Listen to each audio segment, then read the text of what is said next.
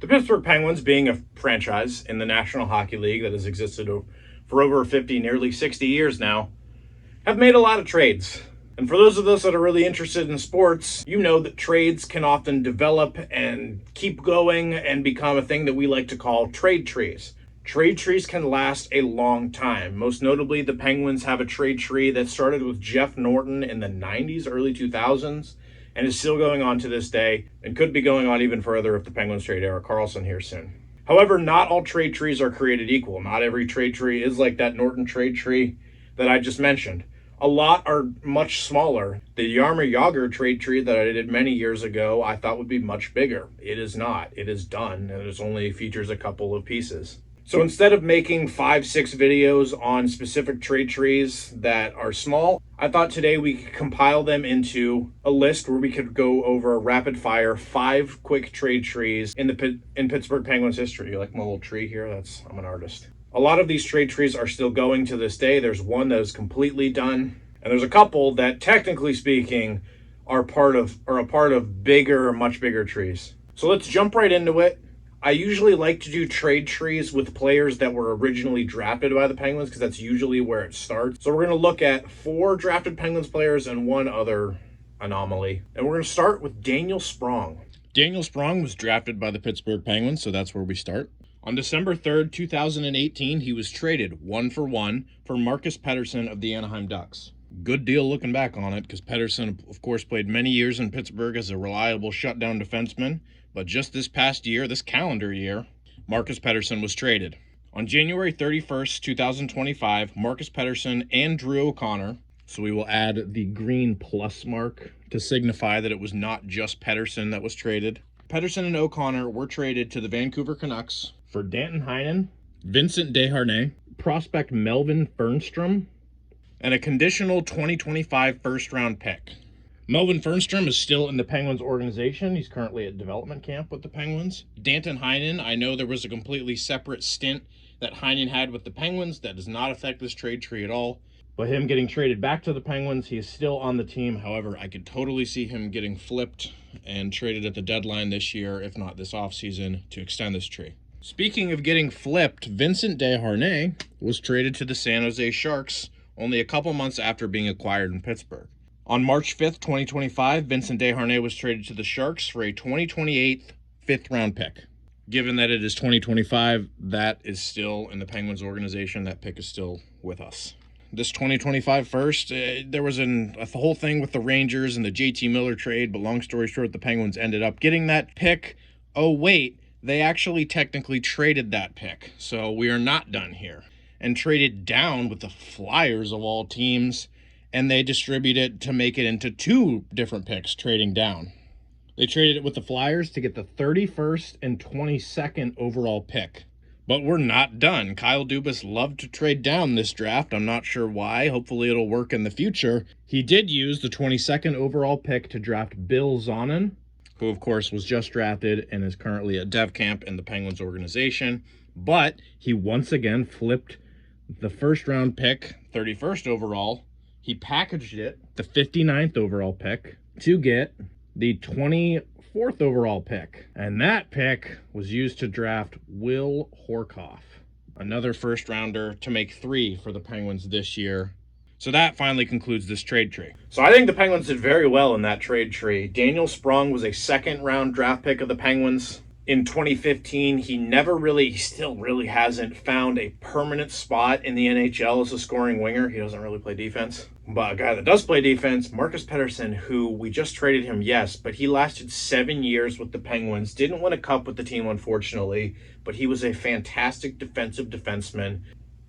So if you look at the Penguins' blue line right now without him, and for the Penguins to get even more picks out of him, including a first-round pick, which was then transferred into getting another first-round pick, I think is great work by Kyle Dubas. Anyways, let's move on to the next trade tree, one that is a little bit different. I definitely wanted to cover this trade somewhere on my channel. It is looked at as one of the worst trades in Pittsburgh Penguins history. Marcus Nasland, after being drafted 16th overall in the 1991 NHL draft by the Penguins, the Swedish winger played 2.5 seasons for the Penguins before being traded to the Vancouver Canucks. Nasland is obviously a highly regarded player in NHL history, borderline Hall of Famer. He's not in the Hall currently. So you'd figure the Penguins would get a big package in return for him. The Penguins traded Nasland to the Canucks 1-for-1 for a player named Alex Stojanov. Stojanov was a higher draft pick than Nasland, 7th overall, so he was also 22 at the time, but things did not work out for him in Pittsburgh as he left eventually in free agency after he was demoted to the AHL.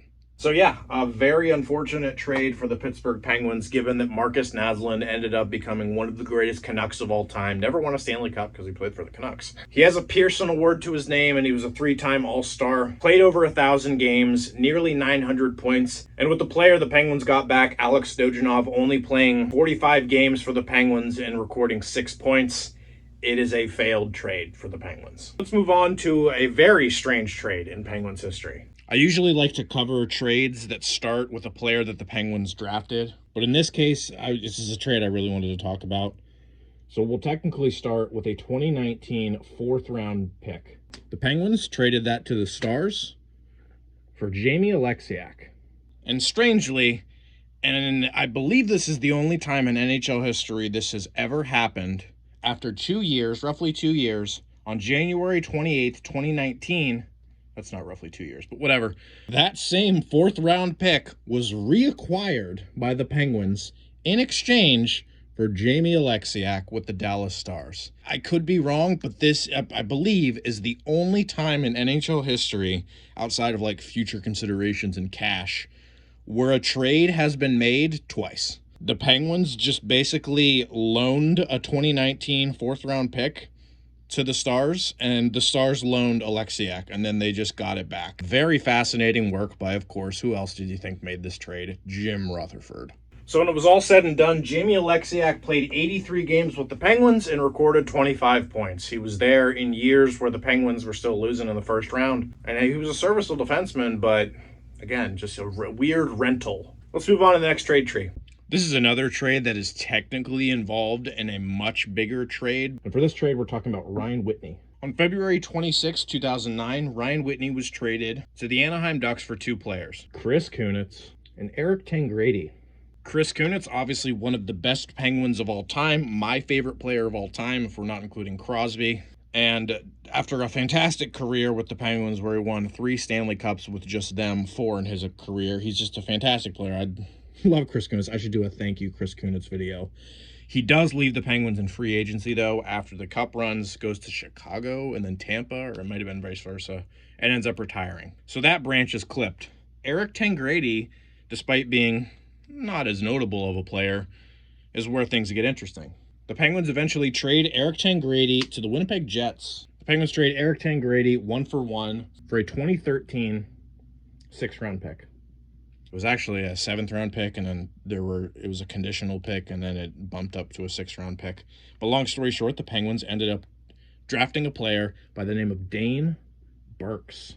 Not a super relevant player, never played in the NHL. However, you might recognize that name because, and I'm not going to write all this on the board because it's a whole separate trade tree, but he was involved in the Phil Kessel trade, which then stems into the technically Jeff Norton trade. I did a video on the Alex Goligoski trade tree, which is what I thought it was, but it actually goes back further. It is easily the biggest trade in Pittsburgh Penguins history. That involves Kessel, that involves Erik Karlsson. I plan on making an updated version of that video, but I am going to wait until the Penguins, knock on wood, trade Erik Karlsson. But this trade tree, for the most part, is done. So Ryan Whitney, while he was a high draft pick for the Penguins, he did not give the Penguins essentially what they needed to go on and win the 2009 Stanley Cup. He did play 4 years in Pittsburgh after being drafted 5th overall in the 2002 draft. But it's hard to argue that the Penguins didn't end up getting the best player in that deal and a player that just fit in perfectly with the Penguins organization, Chris Kunitz. 9 years in Pittsburgh, won 3 Stanley Cups, one of the best Crosby wingers of all time. But let's round out this video with talking about arguably probably the best Crosby winger of all time. Let's talk about the man himself, Jake Gensel. Probably years from now, I will end up making a much bigger video solely focused on this trade tree, but for now, let's review what we have in the year 2025. On March 7th, 2024, Jake Gensel was unfortunately traded from the Pittsburgh Penguins in exchange for Ty Smith, Vasily Ponomarev and Ville Koivunen. Cruz Lucius, a 2024 second rounder. And Michael Bunting. Good haul for Jake Gensel. Lucius, Koivunen, and Ponomarev, as well as the 2024 second, which was used to draft Harrison Brunick. All of those players are still in the Penguins organization. But as for Michael Bunting, at the trade deadline this past year, so literally almost a year later, exactly a year later, Gensel was traded on March 7th. Bunting was traded on March 5th, 2025. Bunting was traded alongside a 2026 fourth-round pick for two players, Tommy Novak and Luke Schenn. Novak only played like 4 games for the Penguins this past season, but he's still in the organization, and I hope he can, maybe make a name for himself on the roster this upcoming season. He's still with the team. Luke Schenn, however, was flipped to the Winnipeg Jets for 2 draft picks, a 2027 fourth-round pick and a 2026 second-round pick. It is the year 2025, so we have not seen those draft picks be players yet. They've also not been traded, so they're still in the Penguins organization. And that, as of right now, is where the Jake Gensel trade tree currently. I completely understand why Kyle Dubas traded Jake Gensel. And when you look at the package that he got for Gensel, while he didn't get a first-round pick, it was a pretty good package, and hopefully will continue to be an even better package, with hopefully Brunick making an impact, Koivunen and Ponomarev this year as well. Lucius, I don't know. But when it was all said and done, Jake Gensel played 8 memorable years in Pittsburgh. Only won 1 Stanley Cup, not that that's anything to scoff at. He was not on the 2016 team. He debuted in 2017. 466 points in 503 games played with the Penguins, and arguably probably Crosby's best line mate ever. So that'll do it for the 5 trade trees that I wanted to talk about today. Which trade tree do you look back on most fondly or negatively? I think in this case it's obviously the Nasland one. And I guess I'll just put this out here. If you guys know of any other trade trees in Penguins history that are bigger, more important, anything you want to talk about or have me talk about on this channel, please comment down below, because I find trade trees very interesting. However, I do find that a lot of them just end up getting mumbled together in the Penguins history into that massive Jeff Norton trade tree.